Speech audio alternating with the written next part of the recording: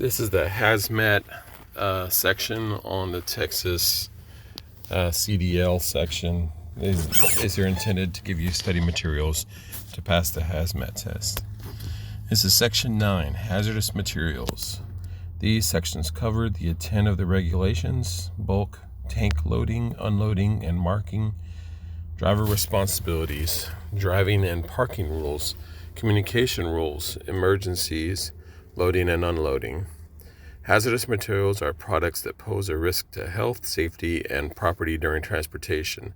The term often is shortened to hazmat, which you may see on road signs, or HM in government regulations.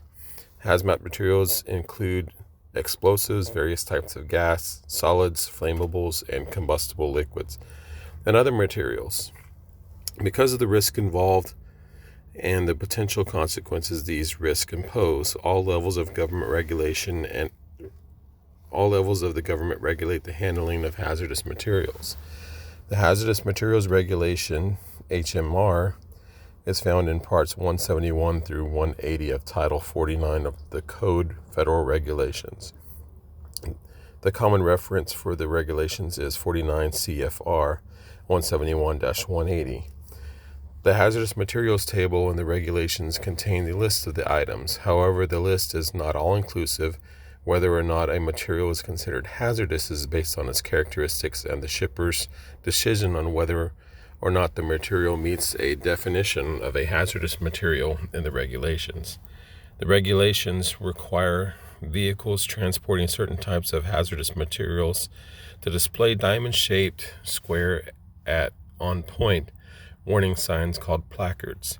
The section is designed to assist you to understand your role and responsibility in the hauling hazardous materials.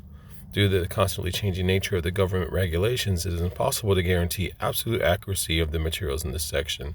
An up-to-date copy of your complete regulation is essential for you to have. Included in the regulation is a complete glossary of terms.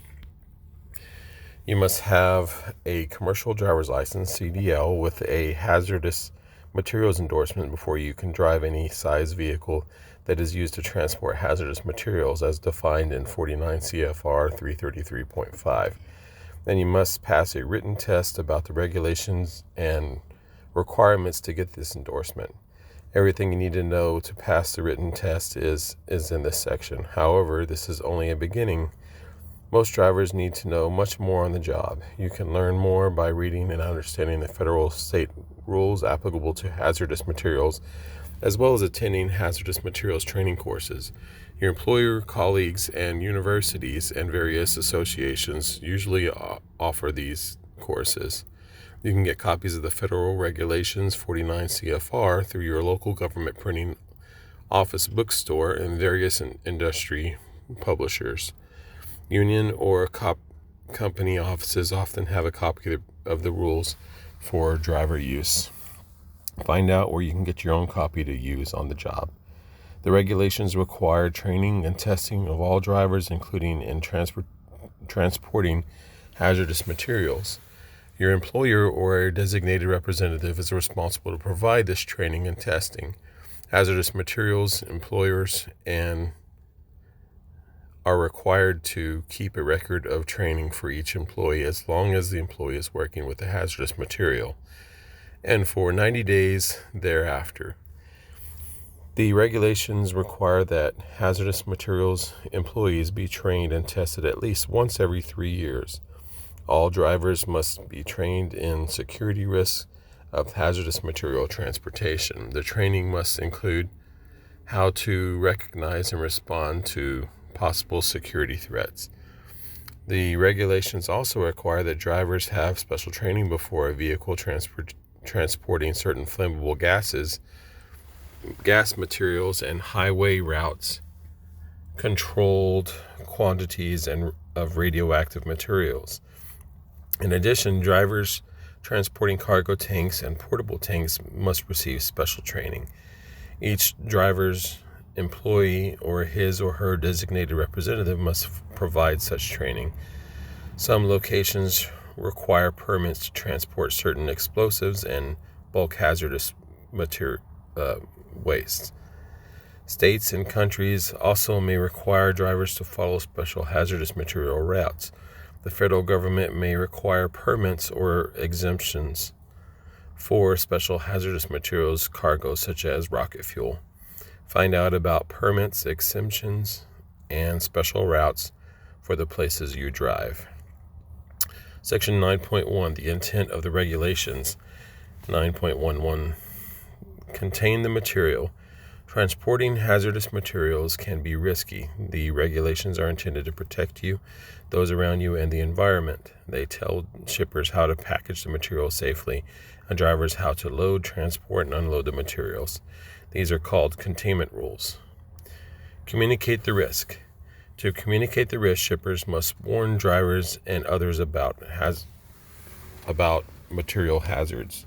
The regulations require shippers to put hazard warning labels on packages, provide proper shipping papers, emergency response information, and placards. These steps communicate the hazards to the shippers, the carrier, and the driver. Assure safe drivers and equipment. In order to get a hazardous material endorsement on a CDL, you must pass a written test about transporting hazardous materials. To pass the test, you must know how to identify what are hazardous materials, safely load shipments, properly placard your vehicle in accordance with the rules, safely transport shipments, and learn the rules and follow them. Following the rules reduce the risk of injury from hazardous materials. Taking shortcuts by breaking rules is unsafe. Non-compliance with regulations can result in fines and jail. Inspect your vehicle before and during each trip. Law enforcement officers may stop or inspect your vehicle. When stopped, they may check your shipping papers, vehicle placards, and the hazardous materials endorsements on your driver's license and your knowledge of hazardous materials. What just happened?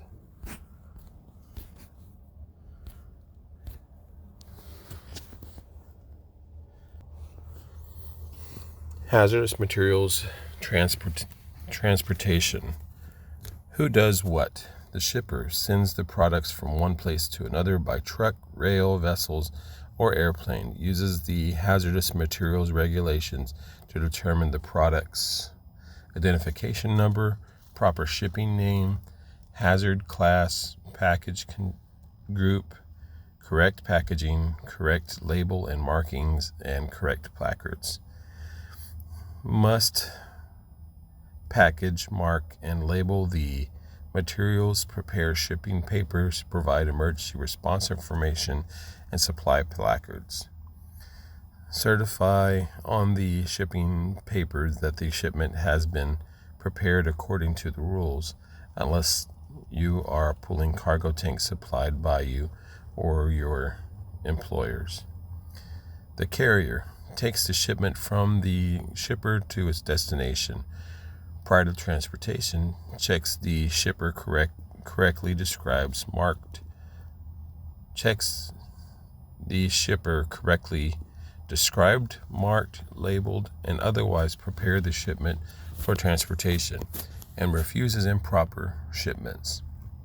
The driver makes sure the shipment has identified, marked, and labeled the hazardous materials properly.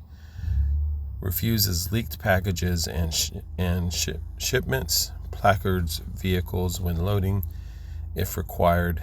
Safely responds or safely transports the shipment without delay. Follows all special rules about transporting hazardous materials.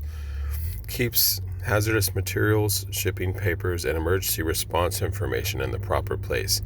Reports accidents and incidents involving hazardous materials to the proper government agency. When the accident or incident occurs while the driver is in physical control of the shipment. 933. Communication rules. Definitions. Some words or phrases have special meaning when talking about hazardous materials. Some of these may differ from meaning you are used to. The words or phrase in this section may be on your test. The meaning of other important words are in the glossary at the end of section 9.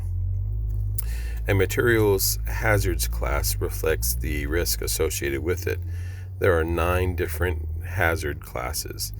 The types of materials included in these 9 classes are in figure 9.1. So class 1 is major explosives, projection hazards, fire hazards, minor explosives, very insensitive, extremely insensitive. And examples are dynamite, flares, display fireworks, ammunitions, blasting agents, and explosive devices. Class number 2, 2.1, 2.2, 2.3. 2.1 is flammable gases, 2.2 is non-flammable gases, 2.3 is poisonous or toxic gases. Examples of flammable gas are propane. Examples of non-flammable gases are helium. An example of poisonous/toxic gases are fluorine compressed. Then there is class number 3, which is flammable liquids. An example of that would be gasoline.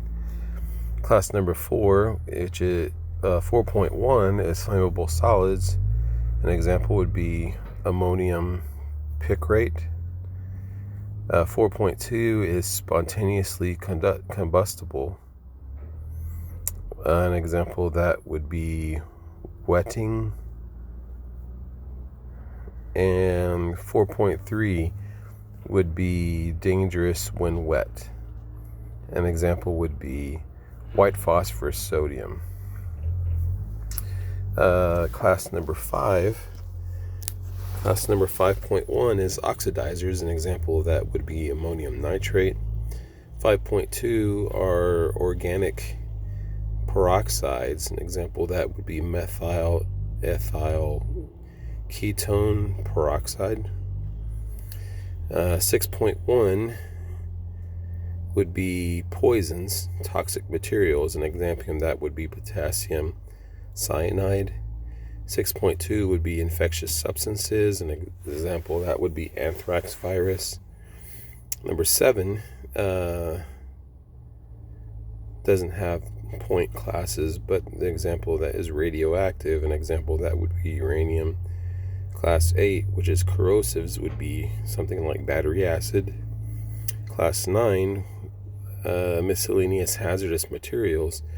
Example of that would be polychlorinated biphenyls, or PCB. And then there are none, which I don't understand that. ORM-D, other regulated materials, domestic. An example of that would be something like food flavorings or medicines. And then there's also combustible liquids, which is fuel oil. That's the entire chart there.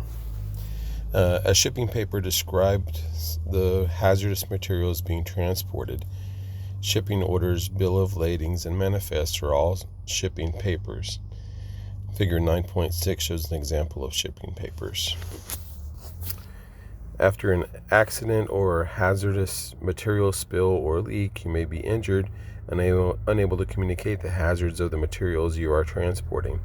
Firefighters and police can prevent or reduce the amount of damage or injury at the scene if they know what hazardous materials are. If they know what the hazardous materials are being carried. Your life and the lives of others may depend on quickly locating the hazardous material shipping papers. For that reason, the rules require shippers to describe hazardous materials correctly and include an emergency response telephone number on shipping papers. Carriers and drivers to quickly identify hazardous materials shipping papers or keep them on top of other shipping papers and keep the required emergency response information with the shipping papers.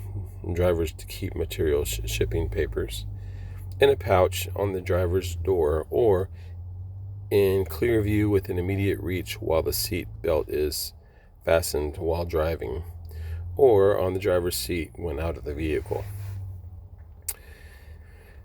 Package labels. Shippers put diamond-shaped hazard warning labels on most hazardous materials packages. The label informs others of the hazards.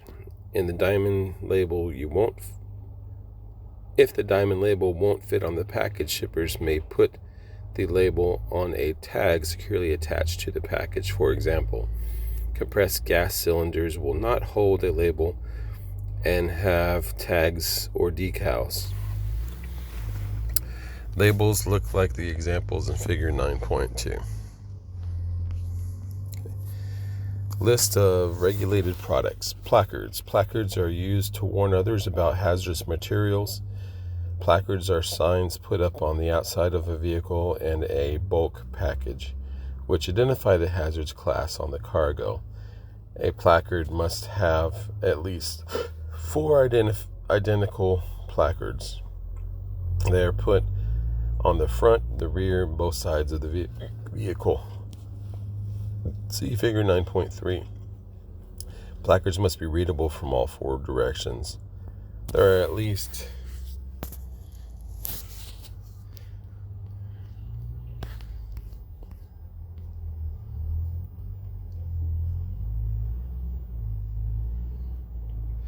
There are at least 250 millimeters, 9.84 inches square on point, in a diamond shape. Cargo tanks and other bulk packages display the identification number of their content on placards or orange panels, or white square on point displays that are the same size as the placards. This is an example. Identification numbers are a 4-digit code used by first responders to identify hazardous materials. An identification number may be used to identify more than one chemical. The letters NA or UN will precede the identification number. The United States Department of Transportation Emergency Response Guidebook, ERG, lists the chemicals and identification numbers assigned to them. There are 3 main lists used by shippers, carriers, and drivers when trying to identify hazardous materials. Before transporting a material, look for its name on 3 lists. Some materials are on all lists, others on only one. Always check the following lists. Section 172.101, the Hazardous Materials Table. Appendix A to Section 172.101, the list of hazardous substances and reportable quantities. And Appendix B to Section 172.101, the list of marine pollutants.